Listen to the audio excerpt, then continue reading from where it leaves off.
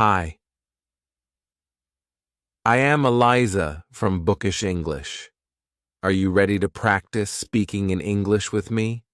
Let's do it. What do you do? Where do you want to go? What are you up to this weekend? Could you answer these questions in English?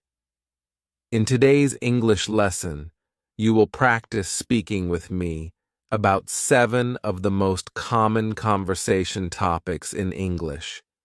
We will practice vocabulary, questions, sample conversation. Plus, you will have the chance to have a sample conversation practice conversation with me too. Over the past year, I have made 7 Speak With Me lessons, and today I have combined them all in a very useful lesson where you can practice them for the next 2 hours to help you never forget what you've learned. All right. Are you ready to get started? We are going to be talking about these topics today. Drum roll. Let's get started with the first one. Weekend plans. Are you ready to learn the most important conversation question of all time? At least according to me. Is that question, what's your name? No. Is that question, will you give me money? No. Is that question, do you love me? No, no, no. The most important conversation question is, there's actually 2 parts. What about you? And how about you? When someone asks you about your weekend plans and you say a little reply, I'm going hiking or I'm not doing much, there might be an incredibly awkward pause. What happens next? Well, this is where the most important question comes in. You can ask them, what about you? Or how about you? You can imagine tossing a ball back and forth. The other person has asked you a question. What are you doing this weekend? They throw you the ball. Now you reply and you say, okay, I'm going hiking, or I'm not doing much. You need to throw or toss the ball back to that person, and this question does that. How about you? It means you are asking the same question back to them. What are you doing this weekend? How about you? I want you to remember this wonderful question. Either of them, actually. They have the exact same meaning. How about you? What about you?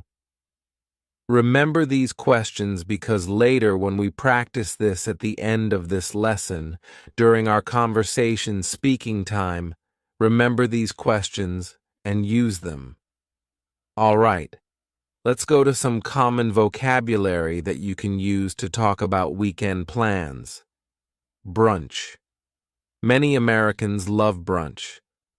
The word brunch is a combination of breakfast and lunch, and that's because we usually eat this on the weekends, maybe a Saturday morning or a Sunday morning, between 10 a.m. and 2 p.m.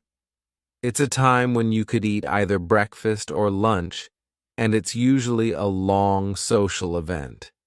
You might go out to brunch with your friends, or have your friends to your house to eat brunch. My friends and I are meeting at our favorite brunch spot on Sunday. Great. It's a restaurant where you can eat breakfast-type foods, usually with some alcoholic drink like a mimosa or something with fruit in it, or maybe some champagne in the morning, and you can eat this in the company of your friends. Another common weekend word is social butterfly. A social butterfly refers to someone who makes a lot of plans. They are flying around from one event to another, to another activity. They're always doing things, usually involving lots of other people. They are a social butterfly. If you are a social butterfly, probably the year 2020 with lockdowns and all of these things was probably really difficult for you because you love to get together with other people and always be active. We can use this in a sentence like this. My friend is a social butterfly. She has invitations to 3 brunches and 4 afternoon teas. Amazing. What if you are not a social butterfly? What if you are the opposite? Are you an unsocial caterpillar? No. It means you are a homebody. Your body likes to stay at home. I'm a homebody. She's a homebody. Someone who enjoys just doing things slowly and staying at home.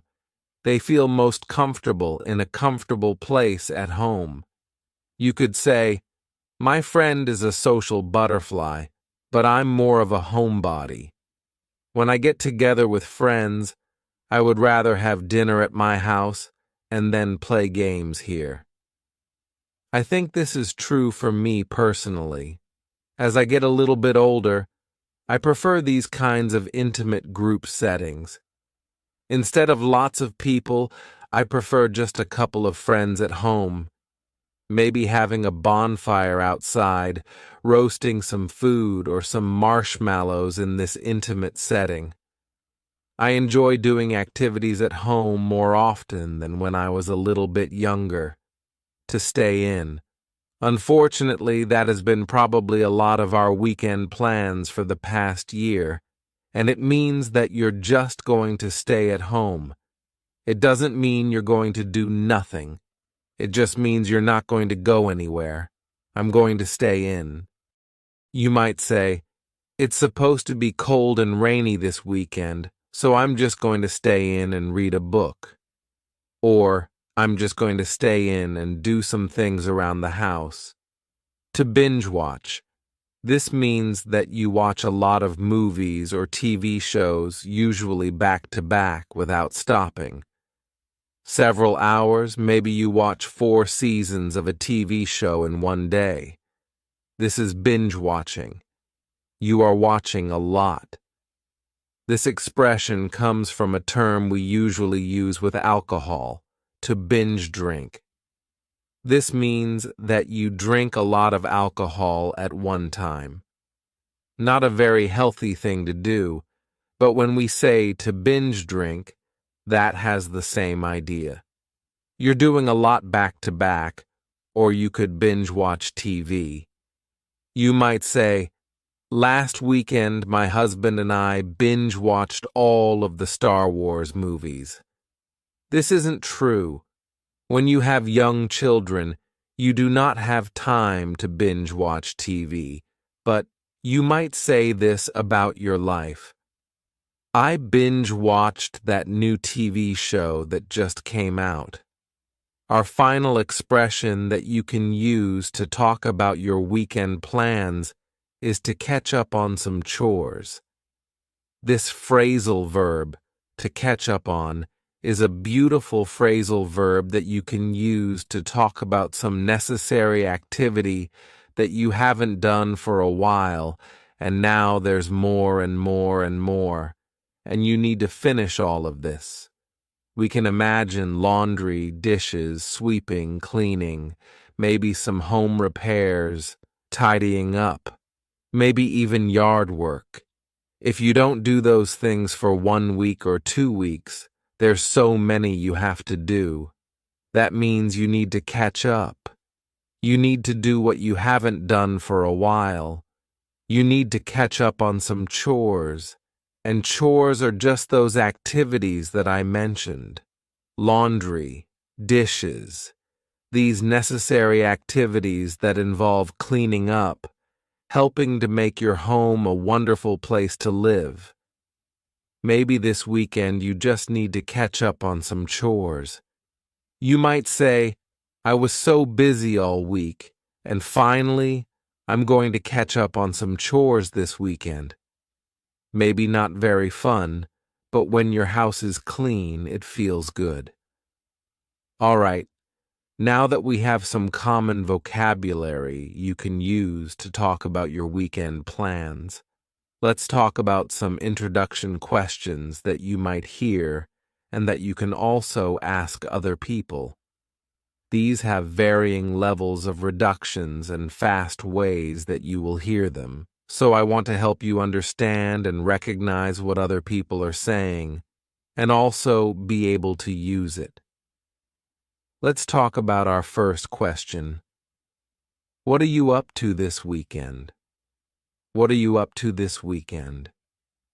You might know the expression, "What's up?" This just means, "How are you?" We're using that same word up to talk about what are you doing this weekend? What are you up to this weekend? But do you think that we usually say it like this? What are you up to this weekend? So clear, so lovely. No. Instead, we're going to reduce this a little bit, and then we can reduce it a lot more. Let's talk about the first one. What are you up to? What are you up to? Whatter. Here, the word what and are creating a spoken contraction. Usually when we write, we don't write this type of contraction. It's only in spoken English, but oftentimes be verbs like are, is, will be contracted with a question word. What are you up to this weekend? What are you up to? We can reduce this a little bit further. What you up to? What you up to? What you up to this weekend? There are a lot of reductions happening at the beginning. What you up to? Here we have, what are you being reduced to just what? The key chi is you and what are has just been smooshed together and we can say, what she up to? What she up to? What she up to? What she up to? This is really fast. If you say this slowly, what she up to? It sounds really weird. We only use this in really fast English, so if you are going to say this, it needs to be quickly, and reduced and linked together. Most likely you're going to hear this. So I want to make sure that you can understand when someone says, "Hey, what's up to this weekend? What's up to this weekend?" You can say, "Eliza taught me that. I know what that means. What are you up to this weekend?" Yes. Let's go into our next expression where we're going to also reduce this a bit and help you to understand it. What have you got going on this weekend? What have you got going on this weekend? These all mean the same thing. What are you doing this weekend? But you might hear this expression with the word got. What have you got going on this weekend? When you actually hear this, we don't say it that clearly. What have you got going on this weekend? Wouldn't that be nice, though? Instead, you're going to hear a reduction or a contraction of the first two words, just like we saw with the previous example. What of, so what and have are going to be pushed together. What have you got going on? That final G in the word going is going to be cut off, and we'll just say, going. Let's try to say that all together. You want to try to say it with me? What have you got going on? What have you got going on this weekend? What have you got going on this weekend? Do you think we can reduce this further? Yes. What do you got going on this weekend? What do you got? Here, the beginning of what have you got is just really like you threw it in a mixing bowl, stirred it up, and threw it out on a cookie tray. Well, let's try to break it down so it's not quite so messy and complicated. At the beginning we have, what have you got? But it sounds like whatta. Whatta. This is what have. Whatta ya. Ya is you. What do you got going? Again, we're going to drop that G at the end of the word going. Going on. What do you got going on? Whata. Notice what's happening at the end of the word what. Do you hear a clear T? Whata ya. No. That T at the end of the word what is going to change to a D sound. This is really typical of American English, where a T that's surrounded by vowel sounds is going to change to a D. It's called a flapped T, and it just rolls off your tongue in a smooth way. What do you got going on? Can you say it with me? What do you got going on this weekend? What do you got going on this weekend? All right, let's go to our last question. You doing anything fun this weekend? You doing anything fun this weekend? What's happening at the beginning of this question? Should there be another word? Yes. Are you doing anything fun this weekend? Are you? But the word are, it's on vacation. It's just gone somewhere. So we're going to start this question with the word you. You doing anything fun this weekend? It makes the question seem a little more casual and less like an interrogation, or like you're asking someone out on a date. It's just a casual question. You doing anything fun this weekend? But we can reduce this question. We're not going to reduce it an awful lot, but we will hear this reduced a little bit. When we say, you doing anything fun? Instead, you're going to hear, you doing, yeah. The word you is reduced to ya. You doing, listen to that G at the end. You doing, it's gone. It's also on vacation. Maybe it's on vacation with the word are. Let's say, you doing anything fun this weekend? You doing. That's the main reduction that's going to happen in this question. You doing anything fun this weekend? You doing... Try to say that with me. You doing anything fun this weekend? You doing anything fun this weekend? All right, let's go on to some other common things that you will hear in these types of small talk, easy, casual conversations. If someone tells you about their weekend plans, and it sounds interesting or fun, how can you reply? You might say, that sounds like fun, or how interesting, or just simply, nice. If that person is doing nothing, they're just sitting at home, maybe they're going to binge watch some TV and stay in. Well, sometimes it's nice to still say something positive in response, so you might say, sometimes it's nice to do nothing. And that's true, especially if you've been doing a lot. Sometimes it's nice just to stay in and relax for the weekend. So you might say, sometimes it's nice to do nothing. Right? Before we practice our sample conversation together, what can you say at the end? Well, if you're talking about weekend plans, it is before the weekend, so you could just say, have a good weekend, or enjoy your weekend. Simple, great way to end the conversation. All right, let's take a deep breath. Are you ready to put all of this together? What I would like you to do is first, I would like you to listen to a sample conversation. Think about the different parts that are happening. You're going to hear our key, beautiful question. What about you? How about you?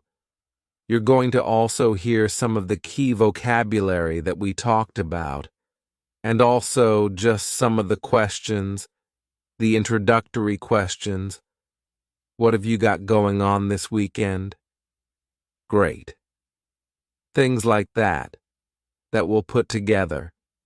And then I'm going to put some pauses, and it's going to be your turn to have the conversation with me. First, let's watch the conversation sample. Hey, what you up to this weekend? Nothing much. I'm just going to stay in and catch up on some chores on Saturday. But on Sunday, I'm going to meet up with some of my friends for brunch. That sounds fun. Where's your favorite brunch spot? I usually go to Sunny Morning Cafe. What about you? What have you got going on this weekend? I'm a homebody, so I'll probably just read a book in my hammock. That sounds nice. Well, have a good weekend. Enjoy your book. Thanks. You too. Have a good weekend. All right. Are you ready to take this to the next level? I'm going to be asking you a question and then pausing, and I would like you to reply in that pause. Take a moment. Tell me about your weekend plans. You can do it. Let's go. Hey, what are you up to this weekend? How interesting. How often do you do that? Me? I'll probably go hiking since the weather's going to be so warm. Well, nice talking to you. Have a good weekend. Well, how did you do? If you would like, you can go back and practice that little sample conversation. You can take a deep breath, enjoy yourself. That's part of learning English. I want you to enjoy the process. Enjoy the journey. Let's start with some common questions for talking about eating out and restaurants. Since the pandemic began, a lot of restaurants have changed their service model, so these questions will cover eating in a restaurant, but also ordering food to go. I hope that these will help you in any situation that you're in. Let's start with our first question. Do you want to eat out? This phrasal verb to eat out means at a restaurant. We don't often say, do you want to go to a restaurant? Do you want to eat at a restaurant? We just say, eat out. Do you want to eat out? But we often reduce this question to sound a little more comfortable and casual. You want to eat out? Ya is you. You want to eat out? You want to eat out?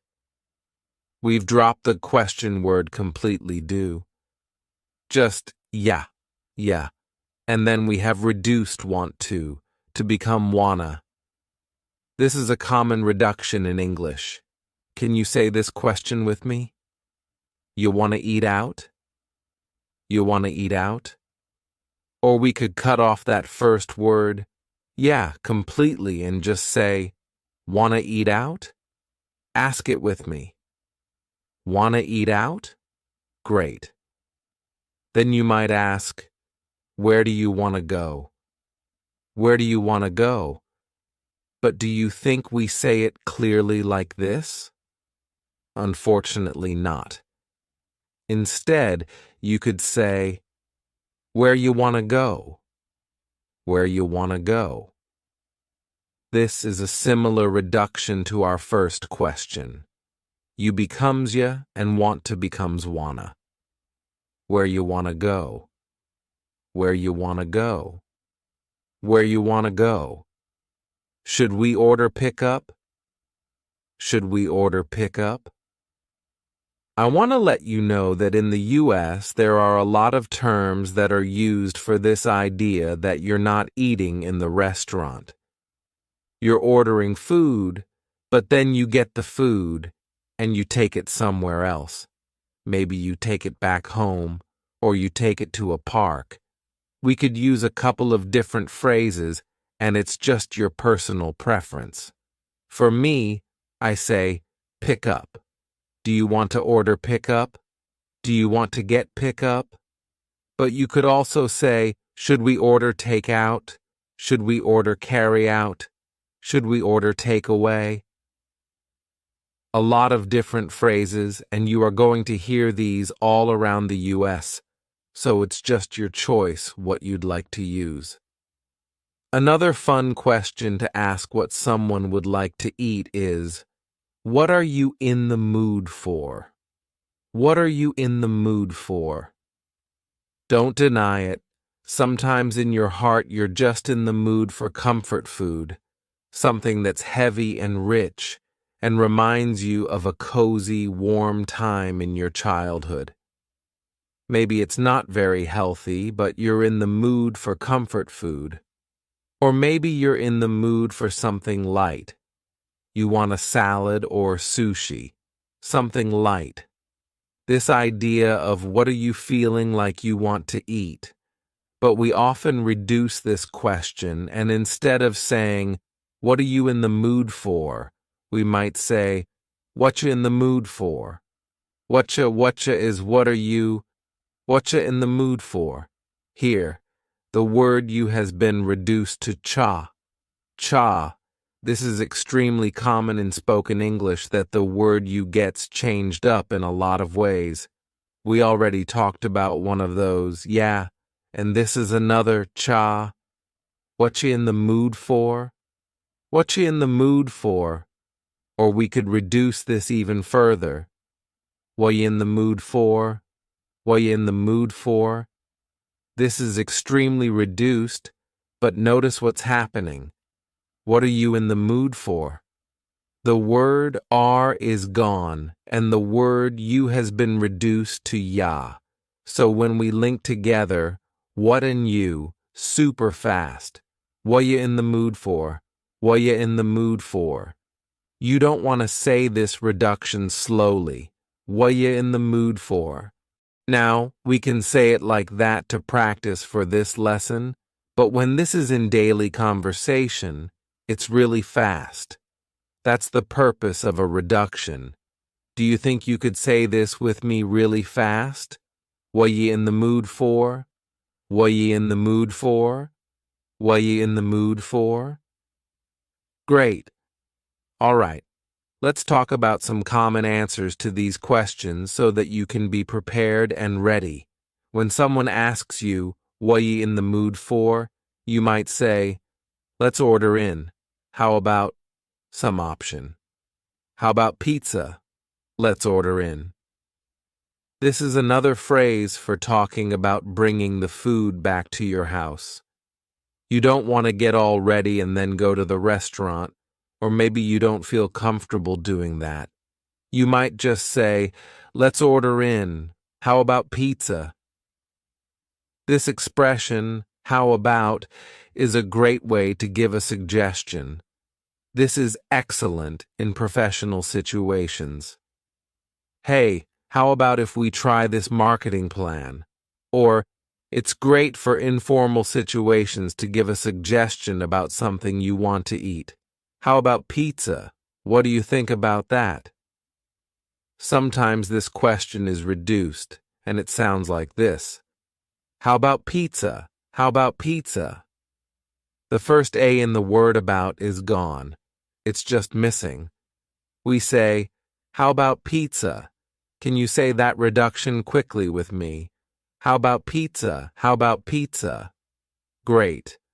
Or you could say, I'm feeling tacos. Does that sound good? You're giving your opinion. You'd like to eat tacos, but you also want to know what the other person wants, so you use a great question. Does that sound good? But we often reduce this a lot. Let's take a look at the first reduction. You might say, I'm feeling, cutting off that G, I'm feeling tacos. How's that sound? How's that sound? Instead of how does that sound, you can say, how's that sound? How's that sound? Can you say that quickly with me? I'm feeling tacos. How's that sound? I'm feeling tacos. How's that sound? Great. We can also reduce it and switch it up a little bit. I'm feeling tacos. Does that sound okay? I'm feeling tacos. That's what I want. But I want to know your opinion. Does that sound okay? Reduces to, does that sound okay? That sound okay? Can you say it with me? I'm feeling tacos. That sound okay? Great question. Because a lot of restaurants have changed over the last year, and you never know when a restaurant might be closed. It's a good question to ask. Is Ted's Cafe open? I would love to go there. Is some restaurant open? I would love to go there. There is a little way that we can reduce this question. Take a look at this. Is Ted's Cafe open? I would love to go there. The word would becomes I'd. I would, I'd. You can say, is Ted's Cafe open? I'd love to go there. Can you say it with me? Is Ted's Cafe open? I'd love to go there. Great. In the U.S., a lot of restaurants are having outdoor seating. You could say, let's go to Louie's. A restaurant named Louie. Let's go to Louie's and eat lunch on their patio. Eat lunch on their patio. This is an outdoor dining area. It's really nice when restaurants have this because sometimes you don't feel like eating at home, but especially with kids, if you don't feel like confining them inside a restaurant, or maybe you don't feel comfortable doing that. If a restaurant has a patio, it's much more informal feeling, and it's a nice spur-of-the-moment thing to do. A great expression that you can use is, let's grab a bite at Louie's. Let's grab a bite at Ted's Cafe. To grab a bite is usually a quick meal. It might be lunch. Usually it's not dinner because it's pretty quick, but it might just be a short experience. It's not a long dinner. It's not a big to-do. Let's grab a bite at Ted's Cafe because I have to go to Eliza. To do. Let's grab a bite at Ted's Cafe because I have to go somewhere later. Let's grab a bite at somewhere else. Can you say that with me? Let's grab a bite at Ted's Cafe. Let's grab a bite. Our final answer to the question what you want to eat is, I know a place or I know a spot that has great pasta. I know a place that has great pizza. I know a place. You could leave this simple and just say, I know a place. Come with me. But if you want to be a little less mysterious, you could just say, oh, I know a place that has great pasta. Come with me and you've got to try it. Okay. This is kind of maybe an unknown restaurant location that not many people know about, and it's a great phrase to use. Oh, I know a place that you're going to love. Excellent. Are you ready to practice these? First, I would like you to watch this sample conversation between my husband and I as we talk about where we want to eat, what we want to eat. Think about those phrases. Notice the phrases that we use, and then after that, you're going to have a chance to speak out loud and practice it yourself. Let's watch the sample conversation. Hey, you want to grab lunch? Ariel. Sure, but I only have time for a quick bite before my soccer game. What sounds good? Eliza. How about pasta? Ariel. That sounds great. How about I call it in, you pick it up, and we'll picnic in the park before my game starts? Eliza. That sounds great. I know a place that's close by and has great tomato sauce. All right. Now it's your turn. I want you to use these phrases that you've learned. I'm going to ask you a question. We're going to have a little conversation together. It's your chance to speak out loud. So I'm going to ask a question and pause. Wait for your answer. No matter where you are around the world, I will be listening to you. So please take this opportunity to speak and use what you've learned. If you need to repeat this section again and again, do that. It's a great way to gain confidence as you speak. Are you ready? Hey, I'm hungry. Let's grab lunch. What's you in the mood for? Oh, that sounds good. Do you know a good place? Oh, that sounds good. You want to eat there or get takeout? Great. Let's go. Well, how did you do? Do you feel a little more confident discussing dining options and talking about eating out? I hope so. In this lesson, we're going to talk about some common questions to ask about vacations, some common responses, and then you'll have a chance to practice this with me. Are you ready? I know that vacation this year looks a little bit different than most years because of, well, this virus that we have going around. So it's going to be a little bit different than usual talking about vacation. Let's first talk about some common questions and how to pronounce those naturally in English. Do you have plans to go anywhere this summer? Okay, this question is fine. You could use this full question. Do you have plans to go anywhere this summer? But there are a couple of different ways to either reduce or slightly change this question that are a little bit more natural. Where you going this summer? Where ya, which is you, going, dropping the G. Where you going this summer? Where you going this summer? Or we could say, what you got going on this summer?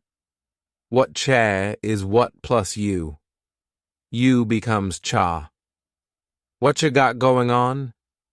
Again, we're dropping the G, but we're using a great phrasal verb. Going, going on. What's going on? If you go into a room and it's an absolute mess, you might use this phrasal verb and say, what is going on here? But you can use this also for vacation and say, what do you have going on this summer? Or reduced, what you got going on this summer? It simply means, what are your plans this summer? What you got going on this summer? So if someone asks you this, you know that they're asking about your vacation plans. What you got going on this summer? Another common question is, are you doing anything fun for vacation? But we don't often say it as clearly as this, unfortunately, right? Are you doing anything fun for vacation becomes, you doing anything fun for vacation? Look at what's happening at the beginning of this question. Ye. What happened to the verb are? Are you doing? It's completely gone. Maybe it's also on vacation. So we're going to start this question with just you, which is reduced to we. Do you see how we reduce the word you in a lot of ways? What you got going on? Or ye doing? Ye doing. We're dropping that G again. You do anything fun? Something interesting happens at the beginning of the word anything. You do anything fun? We link together doing because we're going to drop the G. It ends with the sound N, the N sound. And then the next word, anything. We sometimes drop the A, and we're going to push those two together because there's two N sounds side by side. You do anything? Do anything fun? You do anything? This is one of the reasons why English sounds quite fast to English learners. If you watch a TV show and you say, What in the world did they just say? I have no idea. Well, it's because of these dropping linkings. This is quite common in spoken English, so you can say this question with me. Are you ready? You do anything fun for vacation? You do anything fun for vacation? Let's go to our next question. Where are you headed for vacation? Where are you headed for vacation? This question is very clear the way I just said it, but it uses a wonderful verb, headed. This is, yes, your head, but it's talking about the direction that you're going, some place that you're going to visit. So if you get a call from your mom and she says, "Where are you going?" you could say, "I'm headed to the store."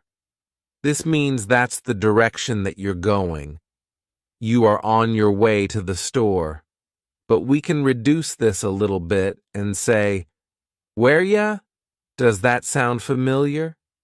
Where you headed for vacation? Where you headed for vacation? We could substitute the end of this for vacation and just say, "Where are you headed this summer?" Where you headed this summer? Where you headed this summer? Do you notice that a great way to sound a little bit more fluent in English is to reduce the word you? We've talked about a couple of different reductions, but a very common one is yay. Where you headed this summer? Where you headed for vacation? Great. Before we go on to some common answers that you can use to answer these questions, let's talk about something very important. The most important conversation question you will ever know is, what about you? How about you? We talked about this in the Part 1 video I made, Speak with me about your weekend plans. Well, these two questions are essential. If you don't remember anything else from this video, please remember, what about you? How about you? We use these if you can imagine a ball. I'm holding the conversation ball. And when I ask you, how about you? Boom, I pass the ball to you. It is your turn to answer the same question. So if you ask me, where are you headed for vacation? And I say, hey, not really anywhere. I'm staying home. What about you? I pass the question back to you. This is a great way to continue a conversation. So make sure that you keep that locked inside your memory, because we're going to be using that a little bit later in this lesson, where you're going to use these conversation questions and answers to practice speaking with me. All right. Let's go to some common answers to talk about our vacations, especially in this world that we're living in this year. Because a lot of us would love to go on vacation and see the world, but we probably needed to change our plans a bit this summer. Let's talk about some realistic answers to these questions about where you're headed this summer, what you got going on for vacation. Let's talk about some realistic answers.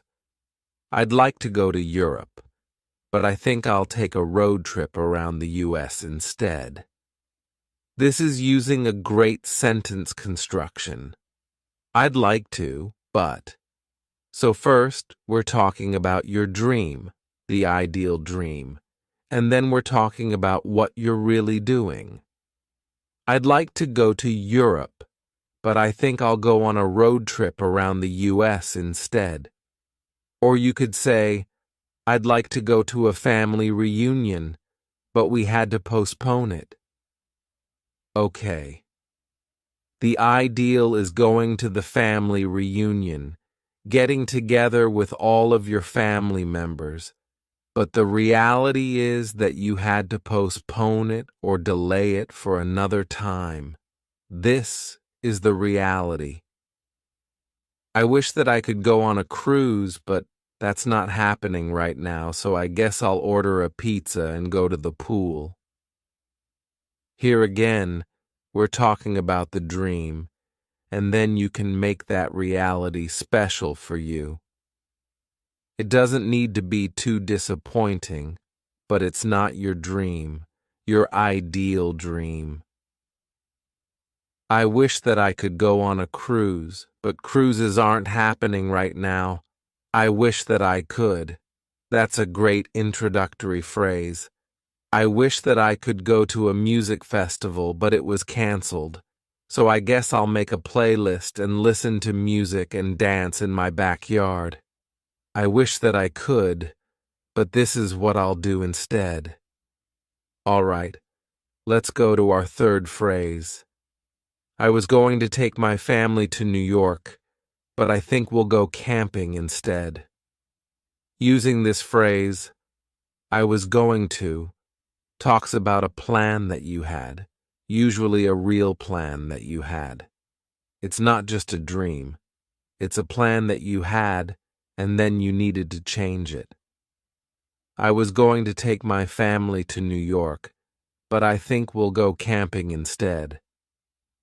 So we have the dream, or maybe a plan, but unfortunately, that's not the reality. I was going to backpack across Italy, but I guess I'll stay home and learn how to cook some Italian dishes instead. This year is all about, and last year was all about, trying to make some kind of compromise, a change in plans that's not too disappointing. I was going to backpack across Italy, but I'll learn to cook some Italian dishes instead.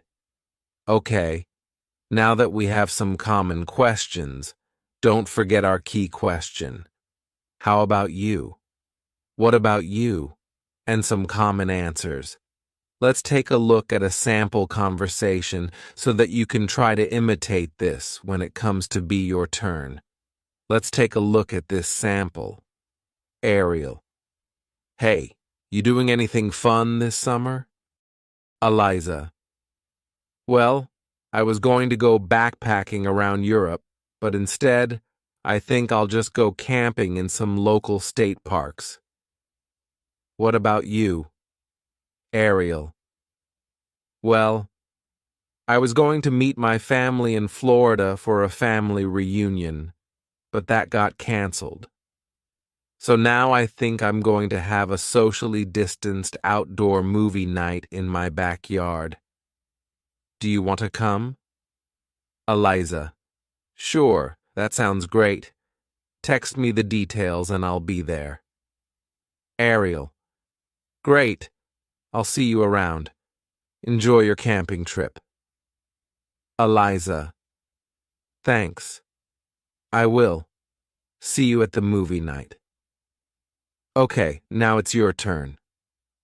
Put together all of these pieces. I'm going to be asking you a question, then I'm going to be pausing. I don't care where you are living around the world. My ears are going to be listening to you. Then I'll be replying, and I would like you to take this opportunity to speak out loud. If you need to go back, review this section, do it again and again, and just gain some more courage, feel free to do it. This is a wonderful chance to speak out loud. Are you ready? Let's do it. Hey, you doing anything fun this summer? That sounds like fun. Have you done that before? I wish I could take my family on a trip to Switzerland, but with the travel restrictions, I think we're just going to go on a road trip here in the U.S. instead. Yeah. Well, it was nice talking with you. See you later. So, how did you do? Do you feel a little bit more comfortable talking about your vacation or summer plans? Feel free to go back and review our practice section together. It's a great way to speak out loud. Okay. Let's get started with some common vocabulary to talk about where you live. If you live in a city, you might say, "It's really busy where I live." New York City is a busy place. Or you could use the word crowded. Tokyo is a crowded city. There are lots of people everywhere, and there are not many places where you can be alone and have a quiet moment. Maybe you might say that your city is busy and crowded. What's the opposite of this? You can say, Stockholm, Sweden, is a relaxed city. It's a quiet place. I don't know. I've been to Stockholm. If you're from Stockholm, Sweden, let me know. But you might say, where I live is just a relaxed place. Or we can say, it's relaxing. If you come visit where I live, it's very relaxing and quiet. Maybe that's because it's in the country. Let's go on to these two common words to talk about the type of place you live. You might say, yeah, I live in Delhi, India, and it's one of the largest urban areas in the world. There are so many people here. It's busy, it's crowded, it's an urban area. And this means it's the city. It's quite busy. It's crowded. It's an urban area. There's not many trees, not much nature. But on the other hand, you might say, I live in the country. The word country means United States, France, Japan, these places. But in the U.S., we use this to mean countryside. We do say countryside sometimes, but we're more likely in the U.S. to say, I live in the country. That means in nature. Maybe there are some farms around you, maybe there are forests around you, and you don't live in a busy urban city center. You live in the country. So I wonder for you, do you live in the country or do you live in an urban city center? Do you live somewhere that's difficult to get to?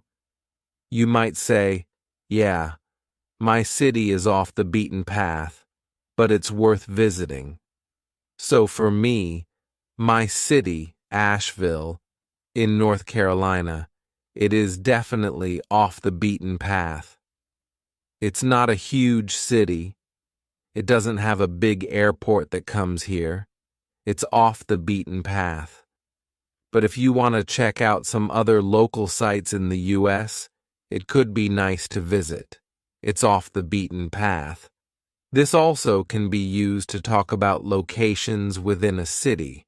So if you visit Paris and you go to the Eiffel Tower and then you get hungry, well, the places that are close to the Eiffel Tower to eat, those are what we call tourist traps.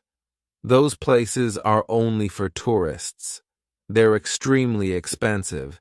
They're not high quality. It's just to trap tourists.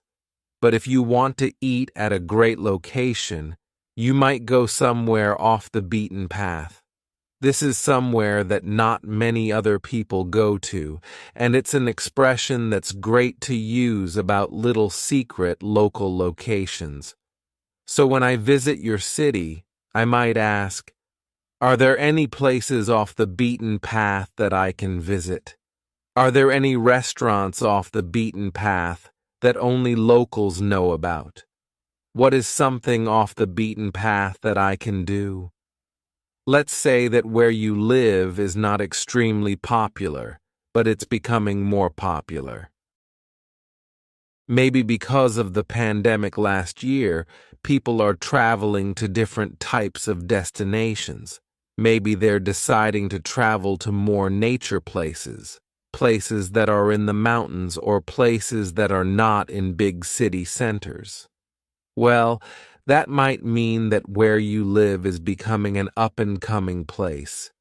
We use this term up-and-coming to talk about somewhere that's not extremely popular, but it's becoming more popular.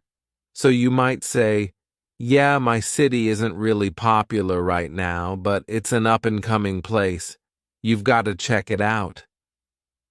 We can use this on a smaller scale, just like off the beaten path, to talk about a restaurant or a neighborhood. Yeah, that neighborhood used to not be a good neighborhood, but now it's an up-and-coming neighborhood. You've got to walk through it. Just look at the houses, look at the architecture, enjoy the sights. So you might say it's an up-and-coming place. Excellent expression. Our final expression to talk about where you live is must-see or some must-see locations. Can you imagine what this means? Does it mean it's not important to see it? Nah, you can skip that. No, you must see this. So, for example, when you visit Egypt, the pyramids are a must-see. So we can use it as a noun, a must-see. Of course, when you go to Egypt, the pyramids are a must-see. When you go to London, Big Ben is a must-see. When you go to New York City, the Empire State Building is a must-see. These are kind of like the top things that you need to see. But even if you don't live in one of those really popular cities, if you live somewhere a little bit off the beaten path, you can still use this expression. You might say, in my city, yeah. This view on the top of the mountains, yeah, that is a must-see. You drive up this hill, and you can have a great 360 view. That is a must-see. So it's something that you cannot miss when you visit that location. So when I visit your city, tell me, what are some places that are a must-see? I don't want to miss them. Next, let's talk about some common questions that you can ask other people about where they live, and also other people will ask you about where you live. So make sure you're comfortable answering them about where you live. The first question is, where are you from? This is an extremely common question, and you can just say, yep, I'm from the U.S., but it's nice to give a little more detail. So you might say, I'm from Asheville in North Carolina. It's a pretty quiet place, but it's kind of up and coming. Great. You're giving some details. It's quiet, but it's also up and coming. I live in Asheville. You're inviting a conversation. If you just say, I'm from the U.S., or I'm from Asheville, that's where I'm from, someone might ask you, what's it like there? Or if someone doesn't give you more details about where they live, they just say, France. I live in London. I live in L.A. Okay, well, you might want some more details. You want to continue the conversation. This is a great question to ask. What's it like there? What's it like there? They might say, it's so hot in the summer, but in the fall, it's awesome because we get some great leaves and you got to check it out in the fall. Excellent. If someone has not mentioned the weather yet, you can say, what's the weather like there? They can go into some details. You could say about your city, the winter is so cold. We get tons of snow.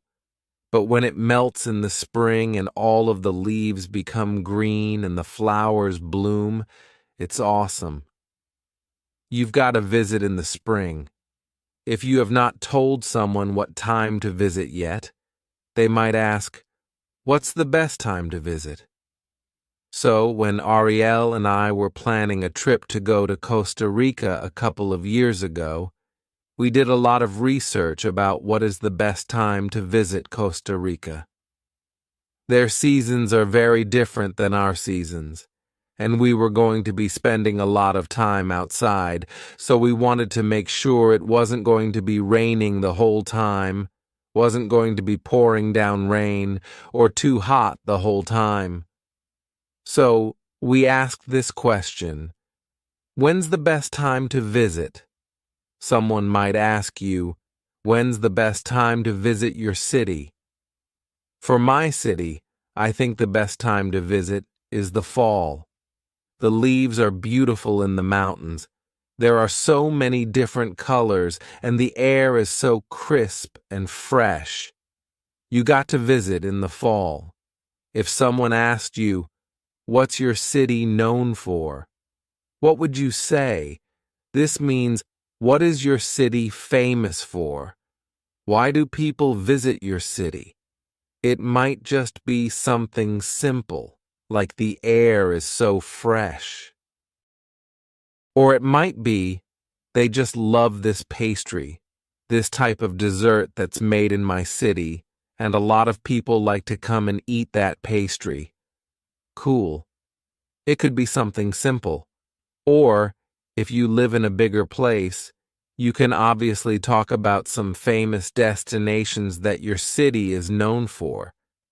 But if people have not heard about your city, they might ask this question: oh, what's it known for? What's your city known for? And then you can think about some great places to visit that people might be interested in. Whenever I ask someone about their city, especially if I'm going to visit, like your city, I like to ask about their personal favorite thing to do. So, someone might ask you, what's your favorite thing to do in your city? Or, what's your favorite thing to eat there? What's your favorite thing to see? Because I think that local people's perspectives are often different than a tourist's perspective. So, finding out what the locals like to do, specifically what you like to do, can be really valuable and can add to a rich visiting experience. So if I asked you, what's your favorite thing to do in your city? You might tell me, oh man, there is this little bar off the beaten path down this alley, and you gotta check it out. It's so cool. They brew their own beer, and the atmosphere is awesome. It is a must-see. Great. I bet that my trip to your city would be a lot more amazing because of that information. So make sure that you have some ideas that you can tell other people about your city. Our final question is a little more broad. Someone might simply ask you, what do you recommend? Or maybe if you are talking to someone who lives in New York and you are about to visit New York, you can ask them some questions and say, what do you recommend? What do you recommend about New York? What do you recommend that I do? Oh, you got to see this museum. It's really cool. They have local artists that they have on display and all these different things you can see. Great. You are asking, what do you recommend in general? It might not be that person's absolute favorite thing personally, but to visit the city, what do you recommend? Great. A wonderful question to ask. What do you recommend? All right. Now that we've talked about some common vocabulary to describe your city, some common questions that you can ask or other people might ask you about where you live, let's see a quick sample conversation between me and my husband Ariel, where we talk about visiting Rome. Now, neither of us are from Rome, but I want you to use your imagination. Let's imagine that Ariel is from Rome. He's actually from the U.S., but let's imagine that he's from Rome, and he is giving me some insider tips about what I should do on my upcoming trip to Rome. Let's watch the sample conversation and listen for some of the key vocabulary that we just talked about because you are about to have a chance to use it yourself, speaking with me. Let's watch. Hey, Ariel. Ariel. Hey, Eliza. Are you excited for your trip to Rome? Eliza. Yeah, I can't wait. It's such a historic place. But are there any tourist traps I should avoid? Ariel. Yeah, avoid all the gelato shops except this one. It's off the beaten path, but trust me, it's worth it. Eliza. Oh, thanks for the tip. Any other must-sees? Ariel.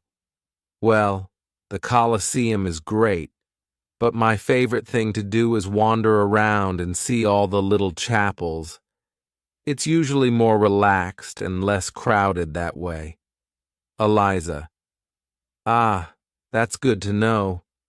Thanks for the tip. Ariel. No problem. Enjoy your trip. Eliza. I will. All right, now it is your turn. I'm going to ask you some questions about where you live because I'm coming to visit. I need to know what it's like. I'm going to ask you some questions, and then I will pause. I will be listening to you wherever you live around the world. I will be listening, so please speak out loud. Use the expressions that you've learned, and I can't wait to learn more about your city. Are you ready to get started? Hi, I'm taking a vacation to your city, and I can't wait. Tell me, what's the weather like in the summer? I need to know what I should pack. That's good to know. Thank you. Well, what's your favorite thing to do or see in your city? Wow, that sounds really interesting. So, I got to know. Are there any tourist traps that I should avoid when I go? Thanks so much for the tip. I look forward to visiting. I can't wait to see you soon. Bye. All right. How did you do having this conversation with me? You're welcome to review that and say it again and again. Eliza. With me. You're welcome to review that and say it again and again and again to practice and grow your confidence. Let's get started with some common expressions to talk about birthdays. Let's talk about some types of birthday parties. A birthday bash. This is a big party. Lots of people, lots of presents, lots of games. It's a big one. So you might say, we are throwing a birthday bash for my niece because she's turning 10. Double digits. Quite exciting. To throw a party. Are you holding the party and throwing it? No. I mean, maybe you're throwing some confetti, but this is just another way to say we're having a party or we're going to plan a party. We often use the verb to throw. You might say, we're throwing a party for my grandma's 90th birthday. It's going to be a big birthday bash. What if you're not a fan of birthday bashes? You want to keep things more low-key. You might say a gathering or a get-together. This is something small and intimate, just family, a few friends maybe. You could say, I'm not a fan of big birthday bashes, so we're just going to have a little gathering at my house, or we're just going to have a little get-together at my house. This is true for me. Usually, for my birthday, we just have a little get-together at my house with a couple of friends, maybe some family, nothing too big. Surprise. Oh, what did I just do? I surprised you because it's a surprise party. Usually, with a surprise party, the person who is having the birthday doesn't know about the party. This is the ideal situation. So, someone is planning, inviting guests, setting up everything, and they try to get the birthday person to come into that area without knowing anything. and they walk in, and then everybody jumps up and says, "Surprise." So, I'm curious, have you ever had a birthday for you? Have you ever helped to participate in a surprise birthday? I don't think that I ever have, but one time when I was in college, my friends threw a surprise birthday party for me and another friend who has the same birthday, and I didn't want to go. I said, "I'm studying, I have a test. I can't go down there. I'm not going to go have dinner with you guys. No, I need to study." And then one of my friends finally realized that I wasn't coming. And she said, "Hey, Eliza, it's a surprise birthday for you. Come on." So I had no choice at that point because I realized, oh, they're doing something nice for me. So you might say, "We're throwing a party for Eliza.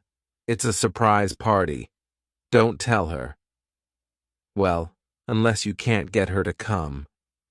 Next, let's talk about some common phrases that are just associated with birthdays. The first one is RSVP. Now, this is occasionally something that we use in spoken conversation, but it is more common on a written invitation. It could be a physical invitation, or it might be an internet invitation using Facebook events or something like this. But RSVP stands for the French Répondez s'il vous plaît, and it means, please respond. Please tell me if you're coming. So usually, you will see this sentence. RSVP by June 30th. RSVP by Saturday. Whatever date. So there's a deadline. Please tell me if you're coming so that I can order the right amount of cake so that I can make the right amount of food. This is just a polite thing to do to RSVP. Wonderful. Another common phrase for birthdays or for parties is BYOB. What if I said, "Dinner and cake are provided BYOB"? What would that mean to you? Bring your old bag. Bring your old balloon. No. This means bring your own beer or bring your own booze. Booze is a slang term for alcohol, so this means I am not providing alcohol.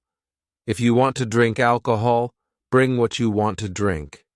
Bring it for yourself. This is very common, and it's not really rude.